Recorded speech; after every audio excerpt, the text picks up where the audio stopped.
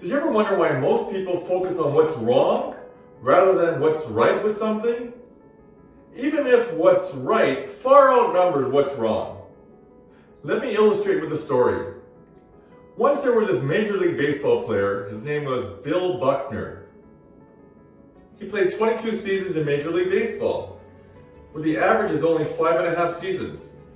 He was an All-Star in 1981, and 5 years he was in the voting for MVP.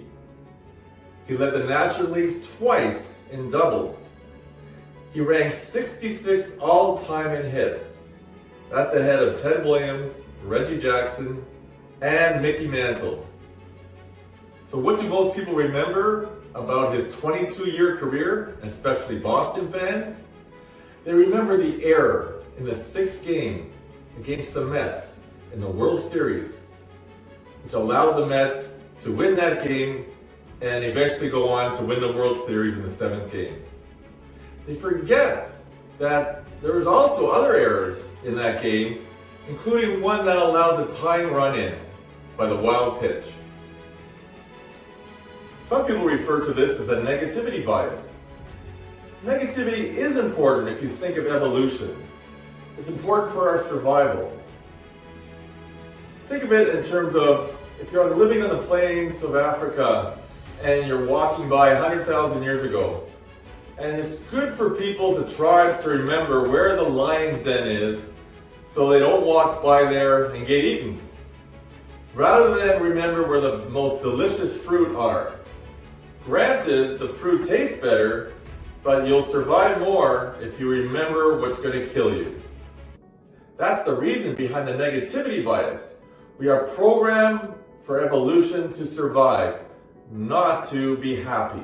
Granted, creativity does give us a step up ahead of other humans, for sure, but it has not yet been encoded in our DNA as strong as our survival skills. It reminds me of a funny episode I saw in Seinfeld, where George, in trying to repay Elaine for a favor she did for him, bought a cashmere sweater for her at a deep discount because there was a little red dot on the sweater. That was the negative in a beautiful sweater. And when he gave it to her, she rejected it because people noticed the red dot. And every other person he tried to give to that episode, other people would notice the red dot and not the beautiful cashmere sweater.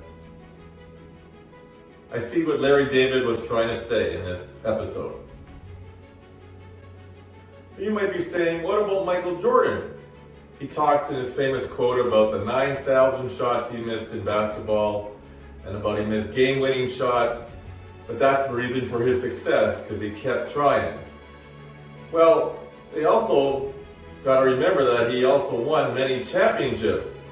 So if we're going to forgive someone for their mistakes, that's setting the bar pretty high if you have to win a championship to be forgiven for your mistakes. If you believe you're painting the next Mona Lisa and just thinking positive, you will be ignoring that oncoming tsunami that's going to kill you. So I say think both ways, positive and negative. If you love parachute jumping out of airplanes, terrific. I would check the chute and the backup parachute twice. Have a great time, but check it twice. And what about for business? What if you don't like your job? What if you hate it? Don't just quit your job and think positive and think you're going to find your passion and do what you love. Think you're going to get into your dream career and start making money tomorrow? No. Calculate your financial runway, your reserve, how much money you have to last you until you can start making money with your side hustle. That's thinking positive and negative. I encourage people to be creative. Sure, it's very important.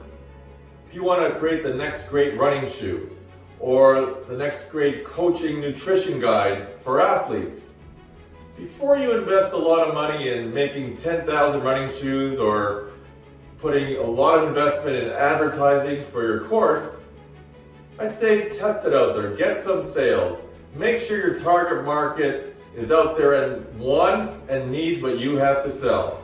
This isn't an either or game, it's an and game. Approach this with cautious optimism. Be creative and make sure you can cover your losses if it doesn't sell right away.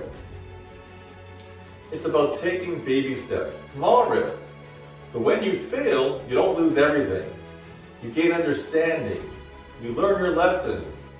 You pivot your next action and you do it again. And that's the learning cycle. I'll be discussing more of that in another video. For now, remember, being negative is not a negative thing. It's part of our evolution, part of our DNA. For business-wise, for your dream career, first be positive, be creative, think big. Then, check it with your negative. Check to make sure that the market needs what you have. You have a financial runway. You tested the market. It's both.